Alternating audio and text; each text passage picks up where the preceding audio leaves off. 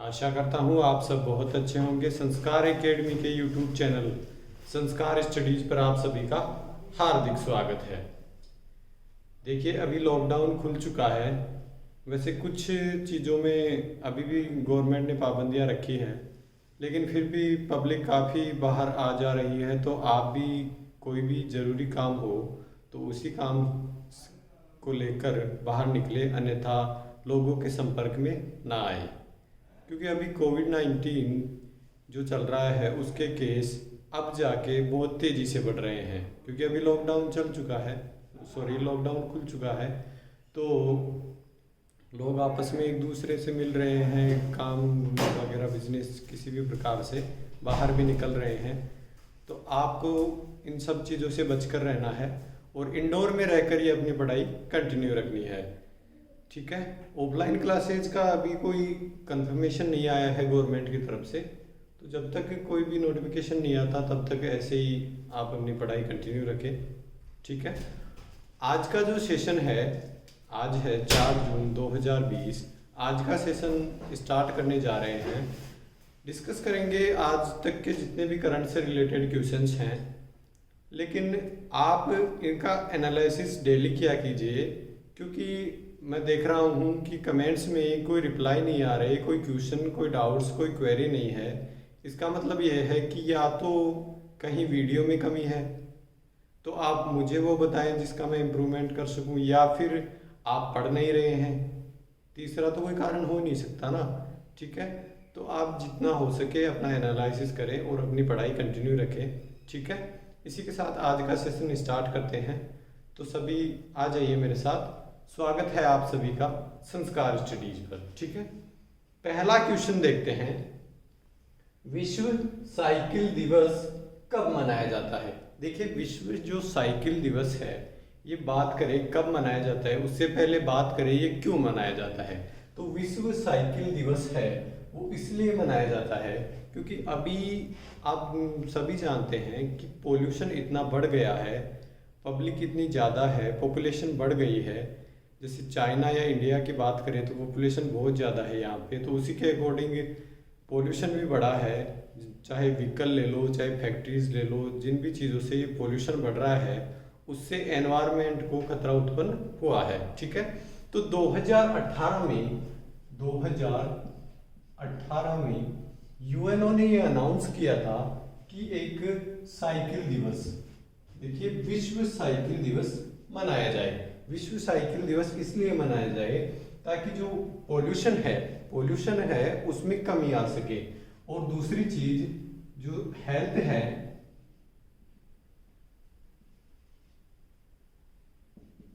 Health को लेकर लोग जागरूक हो सके। ठीक है। तो इससे दो फायदे हैं साइकिल से, एक तो पोल्यूशन का, दूसरा हेल्थ का। ठीक है। तो विश्व साइकिल दिवस जो मनाया जाता है वो 3 जून को मनाया जाता है। ठीक है। अभी मनाया गया है कल 3 जून को। 2018 में इसकी शुरुआत जो की थी वो यूएनओ ने की थी। ठीक है। United Nations Organization. इसकी मैं बात करूं तो इसकी स्थापना हुई थी 24 अक्टूबर 1945। इसका मुख्यालय कहाँ पे है? तो न्यूयॉर्क में इसका मुख्यालय है। ठीक है। न्यूयॉर्क में इसका मुख्यालय, यूएसए में। ठीक है। न्यूयॉर्क में इसका मुख्यालय है, और इसके जो वर्तमान महानिदेशक हैं वो एंटोनियो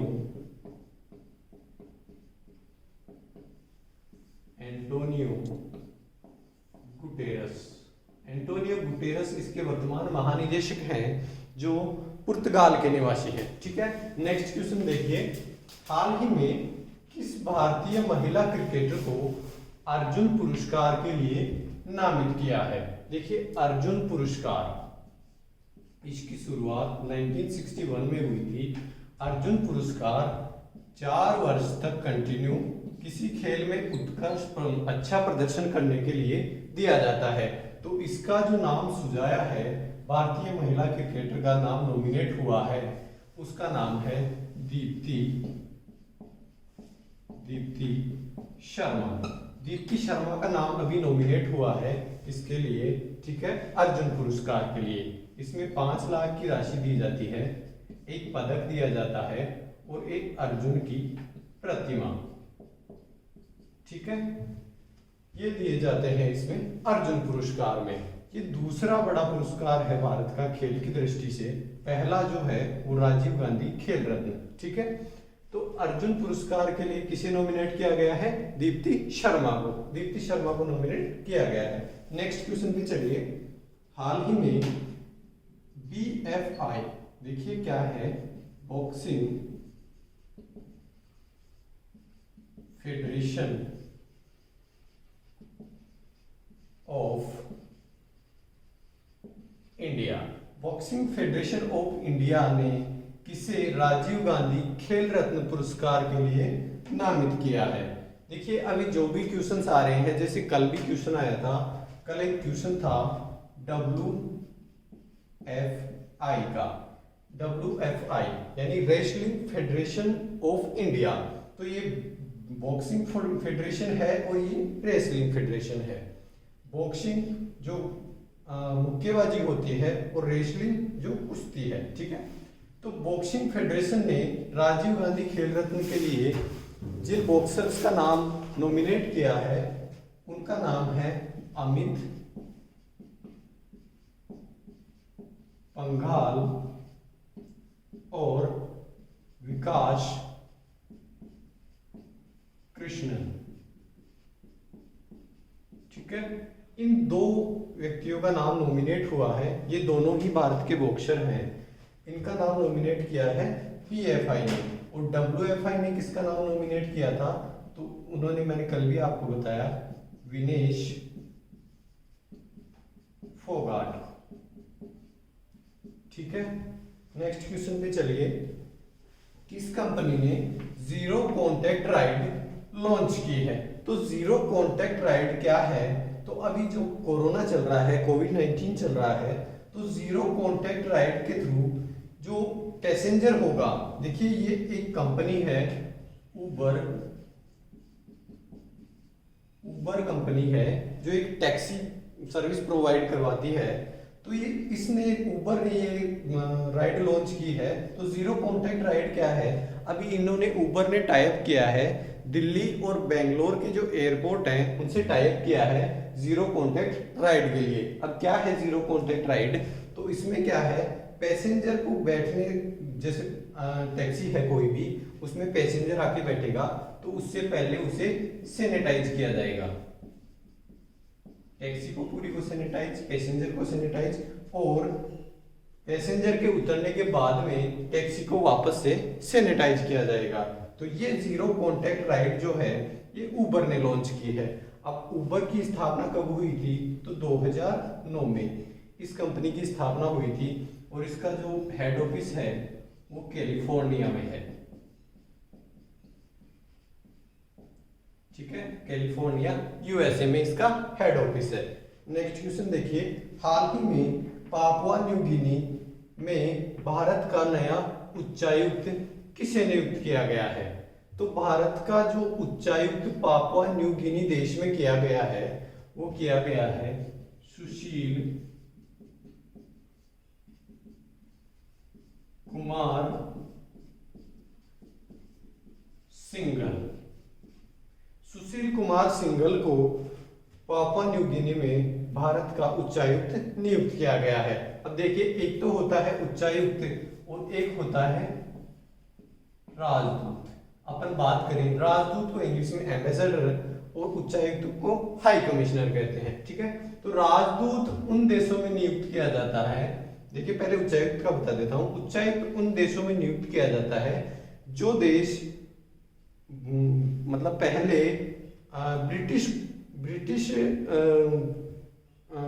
कॉन्टिनेंट रह चुके हैं, ब्रिटिश कॉन्टिनेंट रह चुके हैं, यानी जो ब्रिटिश अंग्रेजों के अधीन जो देश रह चुके हैं उनमें उच्चायुक्त नियुक्त किए जाते हैं। और जो राजदूत हैं, जो भी अन्य देश हैं जो अंग्रेजों के अधीन नहीं रहे हैं, उनमें राजदूत नियुक्त किए जाते हैं। ठीक है, तो सुशील कुमार सिंघल को पापुआ न्यू गिनी में भारत का उच्चायुक्त नियुक्त किया गया है। ठीक है, अब पापुआ न्यू गिनी की मैं बात करूं तो ये ऑस्ट्रेलिया जो महाद्वीप है उसका ऊपरी भाग है, उसके ऊपर में ये देश आता है। ठीक है, तो पापुआ न्यू गिनी की बात करें तो इसकी जो राजधानी है वो पोर्ट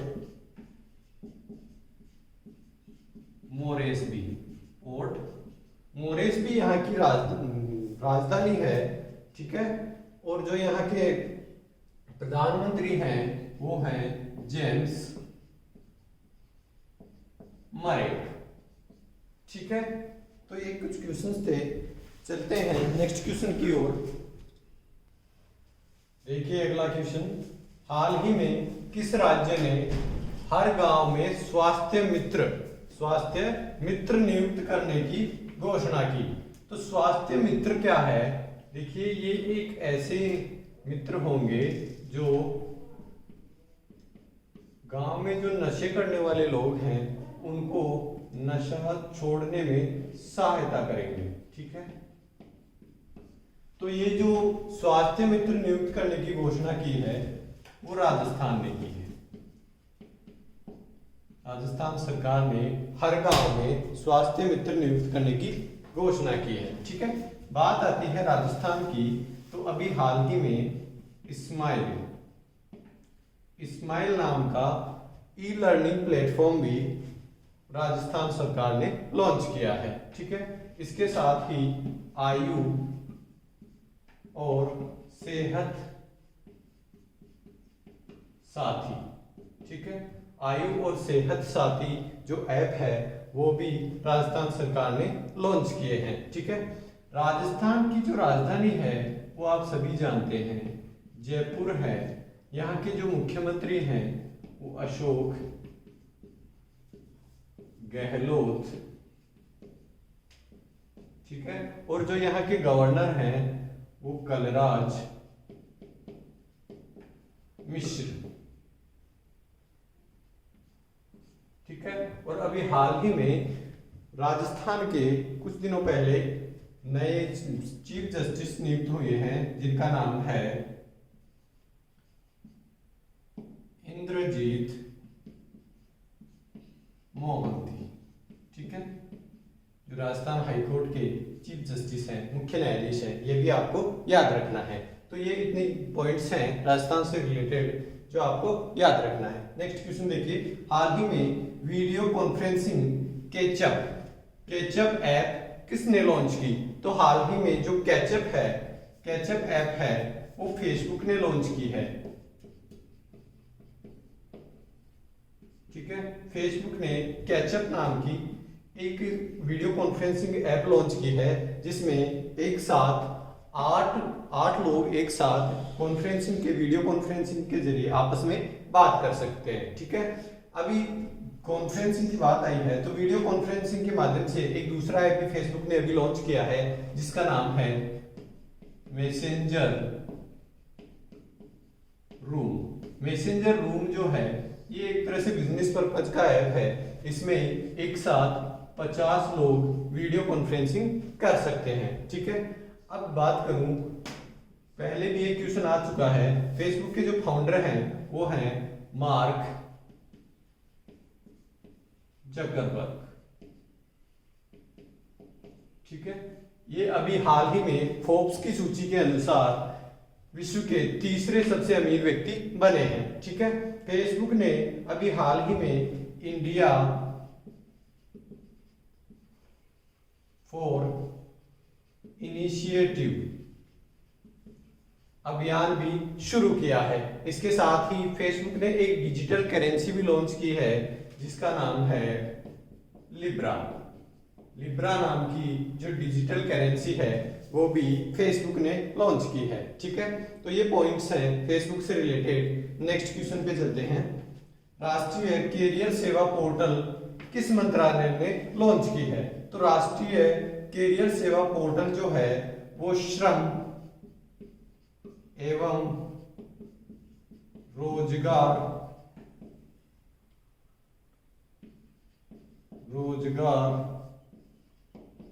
मंत्रालय ने ये राष्ट्रीय कैरियर सेवा पोर्टल क्या है वो लॉन्च की है। तो राष्ट्रीय कैरियर सेवा पोर्टल क्या है? तो राष्ट्रीय कैरियर सेवा जो पोर्टल है वो युवाओं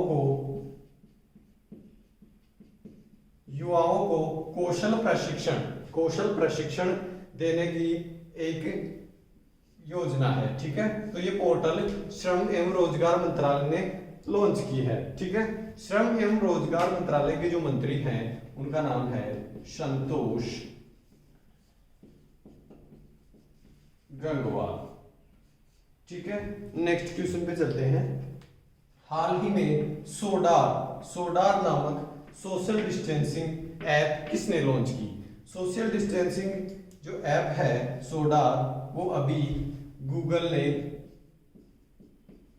लॉन्च की है। ठीक है, गूगल ने लॉन्च की है। सोशल डिस्टेंसिंग यानी अभी जो कोरोना चल रहा है तो आपस में कोई भी कम्युनिकेशन हो या कोई फिजिकली अटैचमेंट हो तो आपस में जो लोग मिलते हैं तो उनके बीच में 6 मीटर का फासला होना जरूरी है। ये सोशल डिस्टेंसिंग की मीनिंग है। ठीक है, तो सोडार जो ऐप है वो गूगल ने लॉन्च की है। गूगल की स्थापना कब हुई थी?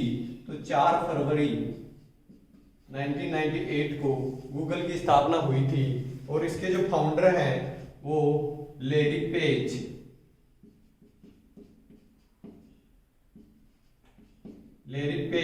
इसके फाउंडर हैं। ठीक है, इसका मुख्यालय कैलिफोर्निया में है।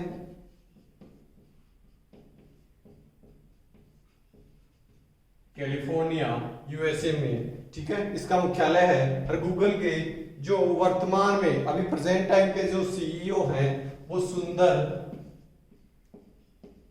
पिचाई हैं। सुंदर पिचाई अभी वर्तमान सीईओ जो भारतीय मूल के हैं। ठीक है, भारतीय मूल के। ठीक है, एक भारतीय मूल के दूसरे सीईओ भी हैं जो हैं सत्या नडेला जो है वो माइक्रोसॉफ्ट कंपनी के सीईओ हैं। ठीक है, तो ये भी आपको याद रखना है। हाल ही में हारून इंडिया आर्ट लिस्ट 2020 में टॉप किया है। तो ये टॉप किसने किया है? देखिए, हारून इंडिया आर्ट, ये आर्ट एक कला से रिलेटेड एक लिस्ट जारी होती है जिसमें टॉप किसने किया है? तो इसमें किया है अनीश कपूर कौन है? तो अनीश कपूर एक चित्रकार हैं, पेंटर हैं। इनकी पेंटिंग करोड़ों रुपए में बिकती हैं। तो अनीश कपूर ने इस हारून इंडिया आर्ट लिस्ट 2020 में टॉप किया है। तो ये आज का सेशन था अपना, जिसमें कुछ करंट अफेयर्स के क्वेश्चन थे। आशा करता हूँ ये आप सभी को पसंद आया होगा और ये सेशन आपको आपके एग्जाम में हेल्पफुल होगा। ठीक है, धन्यवाद।